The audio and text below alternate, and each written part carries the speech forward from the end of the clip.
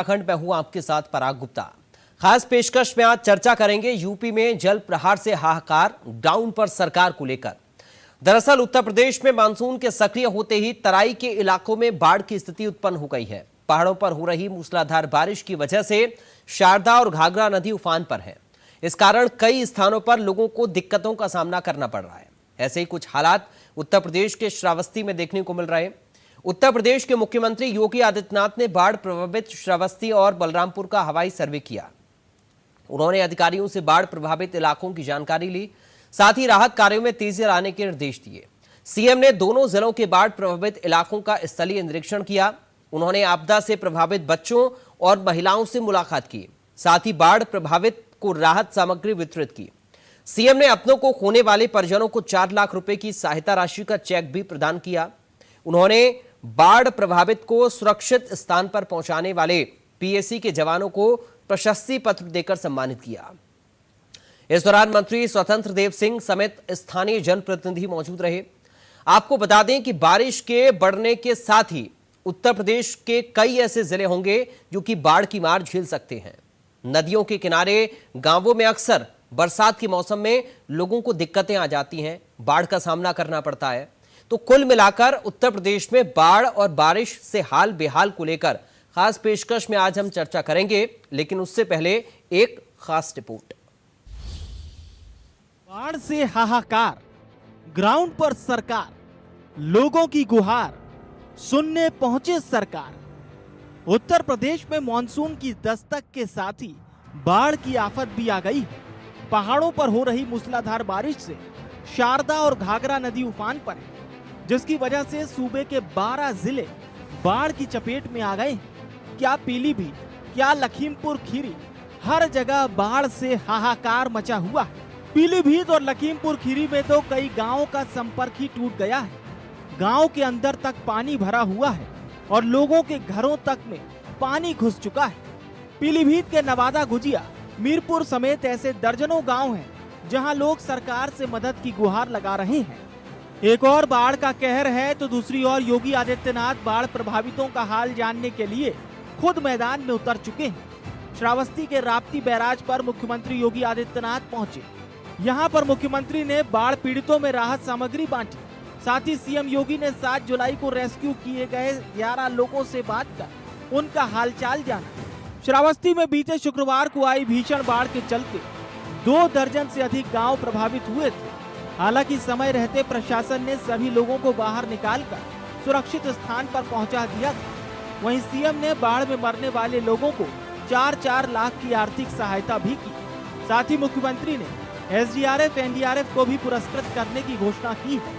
बाढ़ के कहर से 12 जिले प्रभावित हुए हैं। बाढ़ से निपटने के लिए एनडीआरएफ, एसडीआरएफ, पीएसी, एसएसबी की फ्लड यूनिट के साथ स्थानीय गोताखोरों ने भी मोर्चा संभाला हुआ है।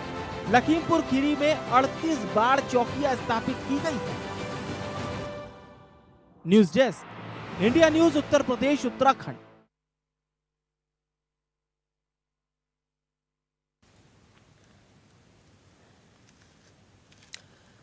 तो आपने रिपोर्ट देखी, किस तरह की स्थितियां फिलहाल बनी हुई हैं और क्या इंतजाम प्रशासन कर रहा है, इसको भी आज हम समझने की कोशिश करेंगे, क्योंकि खुद मुख्यमंत्री भी ग्राउंड पर हैं, नजर बनाए हुए हैं इन पूरे हालातों को लेकर। इस वक्त हमारे साथ एनडीआरएफ के पूर्व डीआईजी नवीन भटनागर जुड़ गए हैं। नवीन भटनागर जी, आपका स्वागत है सर इंडिया न्यूज में। हमारे संवाददाता श्रावस्ती से मिथिलेश पाठक हमारे साथ हैं और हमारे ब्यूरो चीफ लखनऊ से अमरेंद्र सिंह हमारे साथ इस वक्त जुड़ गए हैं। सबसे पहले अमरेंद्र, मैं आपके पास आ रहा हूँ।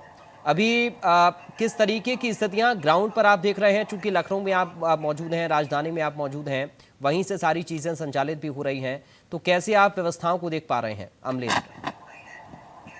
एक्चुअली क्या है कि ये पहले से ही आपको पता था, हर साल बाढ़ आती है और ये लगातार काम कर रही है। और नवीन जी, मैं आपके पास आऊंगा, मैं जरा हमारे सहयोगियों से एक अपडेट ले लूं, फिर मैं नवीन जी आपके पास आ रहा हूं। जी अमरेंद्र, आप कंटिन्यू करें। देखिए पराग, मैं ये कहना चाह रहा था कि सबसे बड़ी चीज़ ये है कि जो भी जलस्तर बढ़ रहे हैं और लगातार उस पर मॉनिटरिंग सेल बनी हुई है, लगातार वो काम भी कर रही है। और जो भी हमारे जवान हैं, चाहे एनडीआरएफ हो, चाहे और भी जवान जो भी लगाए गए हैं, सारे जवान जो है मुस्तैदी के साथ काम कर रहे हैं। और सबसे बड़ी चीज़ की प्रॉपर कम्युनिकेशन की जो चीज़ें हैं वो सुचारू रूप से काम कर रही हैं। जहाँ भी जलस्तर बढ़ने की संभावनाएं हो रही हैं उसको एक तरीके से इंटीमेट भी किया जा रहा है लोगों को, और कोशिश ये किया जा रहा है कि जलस्तर बढ़ने से पहले उनको सुरक्षित स्थान पर पहुँचा दिया जाए।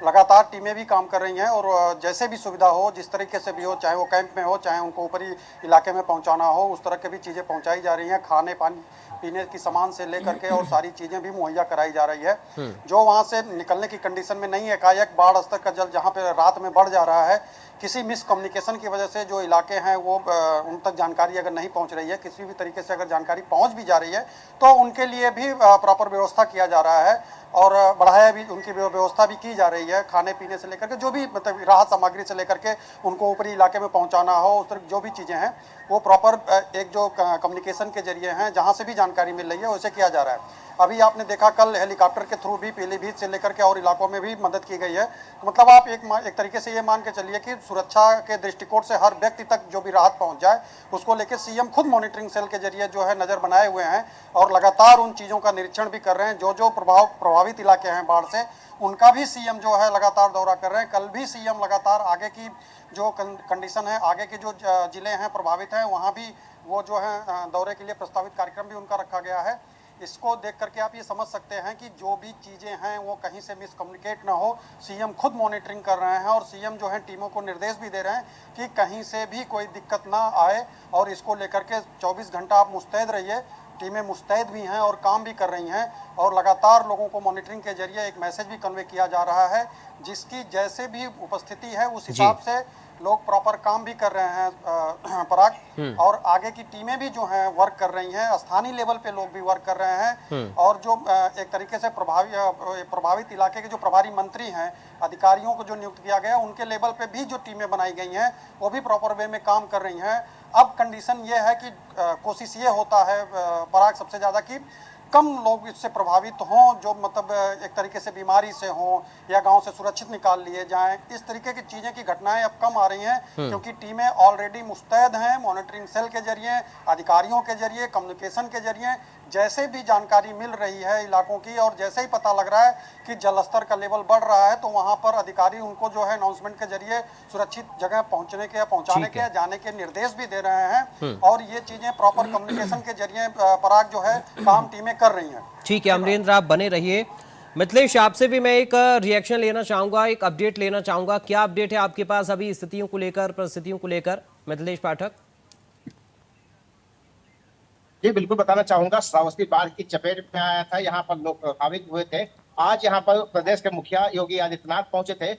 यहाँ पर पहुंचकर उन्होंने बाढ़ पीड़ितों से मुलाकात की है। साथ ही जो बाढ़ में रेस्क्यू किए गए 11 लोग थे उनसे मुलाकात करते हुए उन्हें प्रशस्ति पत्र दिया गया है। साथ ही श्रावस्ती जनपद में हादसे में 4 लोग डूबे थे, जिनके परिजनों को बुलाकर उनको 4-4 लाख रुपए का चेक भी दिया गया है। साथ ही जो बाढ़ पीड़ित के और लोग थे उन्हें बाढ़ राहत सामग्री दी गई है और सीएम योगी की तरफ से साफ तौर पर कहा गया कि श्रावस्ती जिले समेत यूपी के अन्य जिलों में भी जो बाढ़ प्रभावित है उनकी सरकार देखरेख कर रही है, प्रशासन देखरेख कर रहा है। किसी को कोई समस्या नहीं होने दी जाएगी। अगर बाढ़ से समस्या किसी को होती है तो उसको प्रशासन पूरी तरह से देख रहा है और प्रशासन उसके लिए जिम्मेदार है। लगातार कार्रवाई की जा रही है। ऐसा ही मामला उत्तर प्रदेश के श्रावस्ती और बलरामपुर से सामने आया, जहां आज योगी आदित्यनाथ पहुंचे हैं। श्रावस्ती और बलरामपुर का उन्होंने हवाई सर्वेक्षण किया है, बाढ़ पीड़ितों से मुलाकात की है तथा लगातार लोगों के सहयोग में वो जुटे दिखाई दिए हैं। जी ठीक है, आप बने रहिए मिथिलेश।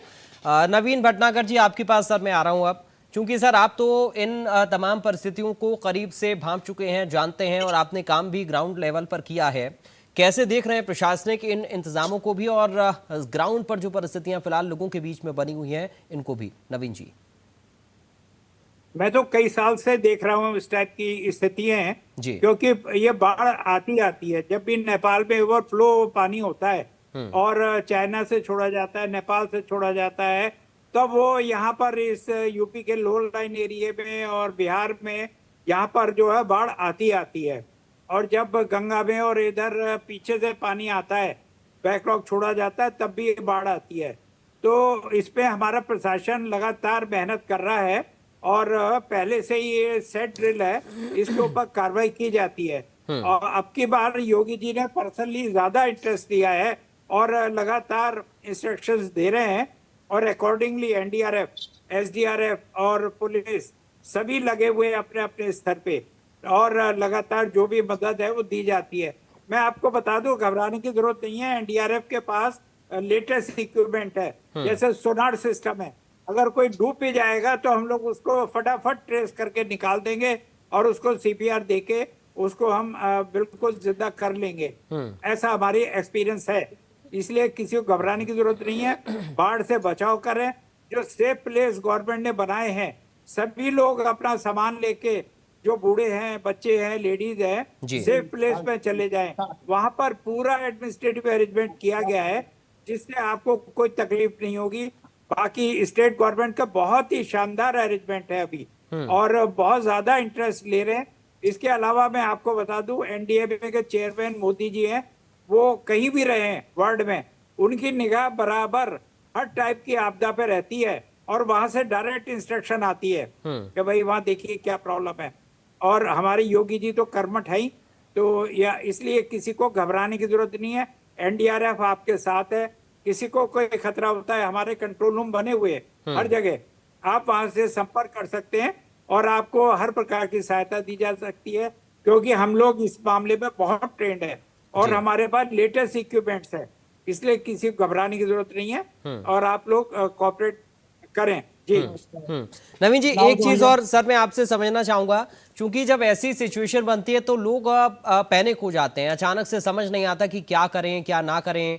कई बार ये होता है कि प्रशासन से भी संपर्क नहीं कर पा रहे हैं, ऐसी जगह पर फंस गए हैं, तो ऐसी परिस्थिति में लोगों को क्या करना चाहिए? बिल्कुल, देखिए हम बराबर गवर्नमेंट से कहते हैं कि आप लोग कोई ऐसे ट्रेनिंग मॉड्यूल्स चलाइए जो विलेज लेवल तक हो। इसके लिए हमने सजेशन भी दिया है, हम मिलते भी हैं अधिकारियों से, लेकिन वो लोग पता नहीं क्या उनको ऐसा सांप सूंघ जाता है कि वो लोग इसके ऊपर काम करके राजी नहीं है। वो चाहते हैं कि है ना बाढ़ आए, परेशानियां आए, आ बैल मुझे मार। ये मेरा प्रैक्टिकल अनुभव है जो मैंने महसूस किया है। लोग नहीं चाहते कि है ना सेफ रहें। तो इसके अलावा जो है बाकी जो इंतजाम है, अभी मैं देख रहा हूँ पहले सालों के मुकाबले में अभी बहुत बेहतर है और लोग जो है इसके ऊपर अच्छा काम कर रहे हैं। जी ठीक है सर, मैं आपके पास लौटूंगा, आप हमारे साथ बने रहिएगा। अमरेंद्र के पास एक बार फिर से हम चल रहे हैं। अमरेंद्र, जैसा कि नवीन जी बता भी रहे हैं कि शायद अभी की जो परिस्थितियां हैं, अभी जिस तरह का शासन प्रशासन है, उनका जो कोऑर्डिनेशन आपस में है या फिर जनता तक जो पहुंच है, ऐसी परिस्थितियों में ग्राउंड पर ये एक बेहतर नजर आती है। तो कैसे इसको हम देखें अमरेंद्र? देखिए पराग, सबसे बड़ी चीज ये ना कि जो अभी सर बता रहे थे कि आ बैल मुझे मार की कंडीशन इन लोगों ने पैदा कर दी थी, अब वो मान के चलिए कि 60% तक में उसमें सुधार आया है। रीजन उसका क्या है कि सीएम जो है खुद मॉनिटरिंग कर रहे हैं और इसके पहले के जो अधिकारी थे वो चाहते थे कि बाढ़ आए, फिर बजट आए, चीज़ों को जो पहले दुरुस्त करने के लिए दिया जाता था वो पैसे लगते थे, फिर वो पैसे इन लोग जो पैसे कागजों में दिखाते थे और वो धरातल पे चीजें नहीं होती थी, क्योंकि हमेशा बाढ़ के पहले जो है जो लीकेज होता है उन चीज़ों को ब्रेक करने से पहले ही उसको मतलब सुधार देने के लिए अलग से एक पैसे भी जारी होते हैं कि इसको सुधार दीजिए ताकि बाढ़ के समय में ये दिक्कतें ना आए। और लगातार इन चीज़ों की कमियां सिर्फ कागजों में ये सब दिखाई जाती थी कि ये चीज़ हो गया है, धरातल पे नहीं होता था। अब ये चीज़ सुधार हो गई है। सबसे बड़ी चीज़ क्या है कि लगातार हमारा चैनल भी कई ऐसे डैम, कई ऐसी चीज़ों को दिखाया है कि यहाँ पर देखिए ये लीकेज हो रहे हैं, इसको सुधारिए नहीं तो आगे कंडीशन गड़बड़ हो सकता है। जब हमने लगातार उसको मुहिम की तरह दिखाया तब जा करके उसके बाद उन चीज़ों को सुधारा गया। उसमें भी कई अधिकारी जो है इंटरनली जो नीचे लेवल के जो क्लर्क हो या कर्मचारी हो जो ऊपर लेवल अधिकारियों को मिसकम्युनिकेट करते थे या बताते नहीं थे, ऐसे लोगों को दंडित भी किया गया। क्योंकि रीजन ये है पराग सबसे ज़्यादा कि सीएम खुद इस पर जो है 15 दिन 10 दिन पे एक जो है मीटिंग रखते हैं कि पेपर में आपने जो काम किया वो है क्या एक्चुअल, आप उन्हें जानकारी दीजिए कि आपका काम हो किस लेवल पे रहा है, आप किससे कोऑर्डिनेट कर रहे हैं। ये प्रॉपर उनके पास एक मैसेंजर के तरीके से पहुंचाया जा रहा है, मैसेज उन तक टेबल पे पहुंचता है, उसको खुद वो इंटरेस्ट लेकर के पढ़ते हैं और देखते हैं और जरूरत पड़ने पे तत्काल उस अधिकारी से बात भी कर लेते हैं। अगर वो अधिकारी सही रूप से जवाब नहीं देता है तो तुरंत ही उसके नीचे के उसके समकक्ष अधिकारियों को भी वो कॉल पे लेते हैं। उनसे भी बात करते हैं, कॉन कॉल में 3-4 अधिकारी को एक साथ वो कम्युनिकेट भी करते हैं। मतलब आप पहली बार ऐसा सीएम देखेंगे कि जो लगातार सीनियर से लेकर जूनियर अधिकारियों को सबको एक लेवल पे ला करके, एक मीटिंग टेबल पे ला करके जो एक ब्रेक होता है, डैमेज होता है, उसको दूर करने की कोशिश करते हैं। कहीं कहीं कोई दिक्कत ना हो कि अधिकारियों के मिसकम्युनिकेशन की वजह से जनता को दिक्कत ना हो, लोकल ग्रामीण को दिक्कत ना हो, ये चीज़ें उनको बर्दाश्त नहीं होती है। इसलिए वो एकदम स्ट्रिक्ट तरीके से इस चीज़ों को फॉलो करते हैं, खुद मॉनिटरिंग करते हैं। किसी अधिकारी पे उनके ऊपर कुछ विश्वास रखना ना रखना उनके लेवल की एक बात होती है, क्योंकि वो खुद फॉलो करते हैं। अगर अभी आप देखिए, जब दौरे पे जाते हैं, कोई कहता है सब कुछ ठीक है तो वो उधर ही मुड़ लेते हैं कि हमको दिखाओ क्या सही है। फिर ग्रामीणों से कम्युनिकेट करते हैं कि आपके यहाँ ये चीज़ है, आपको ये चीज़ मिला, आप किसी कार्ड के हकदार हैं। वो मतलब एक योजनाओं के बारे में भी पूछ लेते हैं कि आपको क्या आवास मिलता है, आपको क्या हेल्थ सुविधा आपके पास है।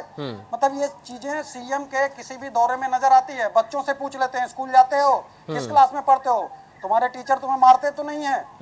तो मतलब आप समझिए कि एक कम्युनिकेशन का दौर जो है वो सीएम खुद छोटे छोटे लेवल से लोगों को पूछ लेते हैं। अभी बीच में ही देखिए, गोरखपुर में उन्होंने कहीं एक दौरे पे जा रहे थे, किसी का मकान गिर गया था। उन्होंने बुला के तुरंत डीएम को इंटीमेट किया कि इसका मकान, आप प्रधानमंत्री रोजगार योजना के तहत इसको मकान अलॉट कराइए, और इसको देख रेख में सांसद को भी लगा दिया कि आज लीजिए, उसकी मॉनिटरिंग देखिए कैसे हो रही है, मुझे मैसेज करिए, मुझे जानकारी दीजिए। मतलब आप समझ सकते हैं कि छोटी छोटी चीजों को भी वो मॉनिटर करते हैं। उनकी निगाह से कोई छूटता नहीं है। अगर रास्ते में वो जा रहे हैं, कोई हाथ उठा दिया तो मतलब सिर्फ अभिवादन ही नहीं है, काफिला रुकवा करके पूछते हैं कोई तकलीफ है, कोई दिक्कत है, तो उनको उस चीज़ें से मैसेज निकल के आता है कि अधिकारियों को भी डर रहता है कि अगर महाराज इस रास्ते से जा रहे हैं तो कहीं ना कहीं कुछ भी दिक्कत होगी, तो अगर जनता करती है तो मुझे दिक्कत होगी। इसलिए अब जो है 60 क्या 80% तक इस तरह की चीज़ों की कमियां आ गई हैं। लोगों को ये पता है कि महाराज कहीं से भी कुछ भी अगर इनको जानकारी होगी तो अधिकारी उसमें पनिशमेंट का शिकार होगा तो दिक्कत होगी। और वो इतना ही नहीं कि वो नीचे से लेकर के, ये नहीं कि सीनियर अधिकारी को ही सिर्फ छोड़ दें, नीचे से लेकर के ऊपर के लेवल तक के सबको एक क्लास लगाते हैं, सबसे पूछते हैं मिस्टेक हुआ क्या, दोबारा नहीं होना चाहिए। क्योंकि अगर जनता परेशान हुई तो हम तुम्हें इसीलिए रखे हैं कि उनको परेशानी ना हो। गवर्नमेंट तुम्हें इसीलिए पैसा देती है कि उनकी सुविधा के लिए तुम्हें देती है। तो इन सब चीज़ों का मतलब एक प्रॉपर वे में जो आदमी इतना वर्क करता है और लगातार फाइलों का निपटारा करते हैं, सुबह भोर में जग जाना और रात में वो 10-11 बजे तक भी फोन पे लगे रहना, अधिकारियों की समीक्षा बैठक, चाहे वो बाहर हो चाहे यहाँ की हो, इंटरनल हो, सारी चीज़ों को आप वो मॉनिटर करते हैं। आप देखिए, कहीं भी हादसा होता है तो 5 मिनट नहीं होता, सीएम तुरंत बात करते हैं वहाँ के डीएम को कि इस तरह से कम्युनिकेट करिए, अस्पताल प्रशासन भी इससे बात करते हैं, आप इसके इंतजामात करिए, आप वहाँ पहुँचिए, अपने डॉक्टर को भेजिए। मतलब क्विक रिएक्शन जो होता है वो महाराज जी खुद जो है अपने ऊपर निर्णय लेते हैं और डायरेक्ट कम्युनिकेट करके बात करते हैं। पराग अमलेंद्र, आप बने रहे हमारे साथ। मतलब आपके पास मैं आ रहा हूं, चूंकि जिसका जिक्र या फिर जिस तरीके की कार्यशैली का जिक्र अमलेंद्र कर रहे हैं मुख्यमंत्री योगी आदित्यनाथ के लिए, आपने क्या देखा उनके दौरे में? मिथिलेश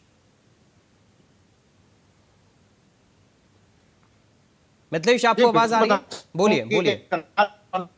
लोगों की सहायता के हैं। अगर कल की बात करें तो वो पीलीभीत और लखनपुर में थे। आज की बात किया जाए तो श्रावस्ती और बलरामपुर आए थे, जहां पर बाढ़ पीड़ित है। ऐसे में लोगों के बीच पहुंचकर वो लोगों को सहायता दे रहे हैं। साथ ही अगर ये कहा जाए कि अभी तक जो अधिकारी होते थे वो ऊपर से पैसा जरूर भेज देते थे, लोगों तक नहीं पहुंच पा रहा था, लेकिन अब ये वर्तमान में जाकर लोगों के बीच पहुंच रहे हैं और देख रहे हैं क्या वास्तव में उनको फायदा मिल रहा है कि नहीं मिल पा रहा है। ऐसी ही तस्वीरें उत्तर प्रदेश के श्रावस्ती जनपद से सामने आई हैं, जहां पर आज योगी आदित्यनाथ पहुंचे थे और लोगों से मुलाकात की है, बाढ़ पीड़ितों से मुलाकात की है और उन्हें अपने हाथों से चेक थमाया है। साथ ही बाढ़ राहत जो सामग्री है वो भी वितरित किया है, जिससे लोगों में एक विश्वास पैदा हुआ है कि हमारा कोई हो या ना हो, लेकिन हमारा मुखिया जरूर है जो उत्तर प्रदेश में लखनऊ में बैठा हुआ है और हमारी गतिविधियों को देख रहा है, हमें क्या समस्या आ रही है उसको ध्यान रखा जा रहा है। जी ठीक है मिथिलेश, आप बने रहें, आपके पास हम लौटेंगे।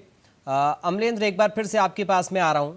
हम जो व्यवस्थाएं देख रहे हैं, जिस तरीके के इंतजाम देख रहे हैं, उससे जनता के बीच में भी एक विश्वास की, एक भरोसे की भावना जन्म लेती है। क्योंकि प्रशासनिक स्तर पर अगर बेहतर इंतजाम हो तो शायद जनता का मनोबल बढ़ता है और जनता सहयोग भी करती है प्रशासन का। इन परिस्थितियों में हम ये ग्राउंड पर अक्सर देखते हैं, हमारे संवाददाता भी लगातार ग्राउंड पर घूमकर ये बताते हैं और ये जताने की कोशिश करते हैं जनता को भी कि प्रशासन की जो योजनाएं हैं, उनका जो सहयोग है, उनका आप लाभ उठाएं और लोग भी अवेयर होने चाहिए। अमरेंद्र, आप कैसे देख रहे हैं कि प्रशासन लोगों को अवेयर करने के लिए क्या कुछ कर रहा है? क्योंकि ऐसी परिस्थिति में, इन सिचुएशंस में अक्सर लोगों की जो जागरूकता है वो काम आ जाती है। अमलेंद्र, देखिए पराग, सबसे बड़ी चीज है कि एक मैसेज कन्वे करने के लिए माध्यम, तो माध्यम को जो इन लोगों ने वो किया है कि आपको एक नंबर, हेल्पलाइन नंबर मिल गया है, आप उससे उस पर जैसे भी मैसेज डालेंगे या जैसे ही बात करेंगे कि हमारे यहाँ ये दिक्कत है, तो आपको कुछ विद इन घंटे, जैसे मतलब इलाका जैसा भी हो उसके टाइम के हिसाब से मतलब आपको सुरक्षा जो है मुहैया जो है करा दी जाएगी, व्यवस्था जो भी है वो मुहैया करा दी जाएगी। और दूसरी चीज़ रहा माध्यम की, मतलब कैसे ये लोग जा करके लोगों से बात करते हैं, और ये पहले जैसे पता लग जाता है कि इस लेवल पे अगर पानी का बढ़ोतरी होती है, जलस्तर बढ़ता है, तो कौन कौन से इलाके प्रभावित होंगे। तो ये खुद डोर टू डोर जा करके अधिकारी जो है कम्युनिकेट करते हैं कि देखिए कंडीशन बढ़ रही है, तो आप लोग 12 घंटे, 6 घंटे, 8 घंटे, जैसा मतलब एक अनुमान होता है पराग, उस हिसाब से ये मैसेज कन्वे करते हैं कि आप वहां से ऊपरी इलाके में शिफ्ट हो जाइए, नहीं तो आपको दिक्कत होगी। या फिर अगर आपको कोई दिक्कत होती है तो एनी टाइम आप इस लेवल पे आप एक मैसेज उनको छोड़ते हैं कि ये नंबर है, उसको कम्युनिकेट करिए, चाहे वो लाउड स्पीकर के जरिए अनाउंसमेंट हो, चाहे वो पोस्टर बैनर के जरिए हो, चाहे वो एक गांव में ग्रामीण लेवल पे एक गाड़ियां घूमती हैं जो रिकॉर्डेड मैसेज सुनाए जाते हैं कि बाढ़ का निचला इलाका है और ये गांव जो हैं ये प्रभावित हो सकते हैं, आप लोग एक सुरक्षित स्थान पे पहुंच जाइए। तो इस तरीके की भी सुविधा हो रही है। और सबसे बड़ी चीज ये है कि अगर कहीं से ऐसा लगता है कि जैसे कभी कभी अप्रत्याशित हो जाता है पराग कि जो गांव के इलाके होते हैं उनको ऊपर शिफ्ट किया जाता है, लेकिन वो कुछ लोग पहुंच नहीं पाते हैं, या फिर उनको मोह माया, गांव घर, बैल बकरी, इस टाइप की जो मोह माया होती है उससे उबर नहीं पाते हैं। वो सोचते हैं नहीं, मैं फर्स्ट फ्लोर से सेकंड फ्लोर पे चला जाऊंगा, सेकंड से थर्ड पे चला जाऊंगा, मैं यहीं रहूंगा, घर छोड़ के नहीं जाऊंगा। तो ऐसे कंडीशन में पराग होता क्या है कि जब नदी अपना रुख बदलती है तो 10-12 गांव से कट करके वो बीच से ही रास्ता बदल लेती है, तो वो पूरा इलाका 15-20 गांव, 10 गांव, एक गांव जो जैसे उसके चपेट में आते हैं पराग, वो जो है एक संपर्क मार्ग से कट जाते हैं। तो जब संपर्क मार्ग से कट जाते हैं तो उनके लिए भी एक स्थिति हो जाती है कि बाजार से सब्जी कैसे आएगी, यहाँ से तेल कैसे जाएगा, या फिर हम वाहन से अदर लोगों को संपर्क कैसे करेंगे। तो उनको भी जो ये एनडीआरएफ से लेकर के और जो टीमें हमारी लगाई गई हैं उनके थ्रू उनको उस लेवल से, गांव से बाहर निकाला जाता है और उनको सुरक्षित स्थान पे भी पहुंचाया जाता है। तो मतलब आप एक चीज समझ सकते हैं कि प्रशासन हर लेवल पे आपकी मदद के लिए मौजूद है, चाहे वो फोन कॉल हो, चाहे वो मैसेंजर हो, चाहे वो उसके हेलीकॉप्टर के जरिए अगर आप छत से हाथी भी ला दें तो हेलीकॉप्टर भी रनिंग में है, वो भी आपको मतलब एक तरीके से सुरक्षित स्थान पे पहुंचाने के लिए प्रयास करता है। तो ये मैसेज जो भी हो, चाहे वो कम्युनिकेशन का मैसेज कोई भी माध्यम हो, वो आपको हर लेवल पे सहायता मिल रही है। और लोग अलर्ट भी हैं, उस हर एक ग्रामीण में जो है पॉइंट बना दिया गया, जैसे एक प्रधान होता है, प्रधान के अलावा एक मैसेंजर व्यक्ति रखा जाता है जो थाने लेवल पे अल्टीमेट भी करता है कि ये चीजें दिक्कत हो रही हैं, तो थाने के थ्रू वो ऊपर लेवल पे अधिकारियों को भी बताया जाता है कि ये चीजें, ये दिक्कत है, यहाँ से जो है मैसेज बाया मैसेज जो छोड़ा जाता है, तो मतलब एक टू रूट होता है। प्रधान जो मैसेज देगा वो अलग देगा, गांव में रखा हुआ व्यक्ति जो है वो अलग मैसेज देगा। दोनों में कम्युनिकेशन का जो गैप अगर है तो भी उसको जो है थाने का व्यक्ति सही करता है और वो ऊपर लेवल के अधिकारी को बताता है कि ये इलाके जो हैं प्रभावित हैं, यहाँ दिक्कत होने की कंडीशन में है। मतलब आप समझिए कि माध्यम एक ही नहीं है, माध्यम कई हैं, 4-5 माध्यम है। एनडीआरएफ की टीमें भी सर्वे करती हैं, वो भी देखती हैं कहाँ का रास्ता कट के कहाँ से जा सकता है और कैसे हमको मतलब मैसेज किनको बचाना, किसको करना है, बाद में दिक्कत ना हो, उनको पहले अल्टीमेट करके पहले सुरक्षित स्थान पे वो पहुंचाने की भी कोशिश करते हैं। पराग, बहुत शुक्रिया आपका अमलेंद्र, जानकारी और इस पूरी बातचीत के लिए। मिथिलेश, आपका शुक्रिया। और हमारे साथ नवीन भटनागर जी जुड़े थे जो कि DI